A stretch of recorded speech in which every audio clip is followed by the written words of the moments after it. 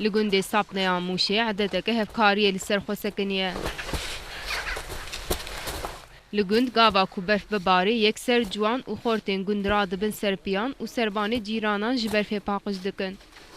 Gundiyên kal û pîr bi saya van ciwanên zîrek ji paqijiya banê xwe xilas dibin. Dervîş sayîlganê heştê salî ji xortên paqijker re dayan dike. Film Sülmarab ki milletime başın, temizin, delalin, mesabî tilkin, hem ihtiyarın. Dêxanî me berf dikin, dêxanî me paqij dikin. Xwedê ji wan razî be, Xwedê tevehşê wan be. Em îdî ihtiyar bin, heştê salî ez. Ez wî jinik her wî jî yaşamî jirin dibira. Gundî ji vê yekê xayîlin û dibêjin di van deman de hevkarî hewce ye.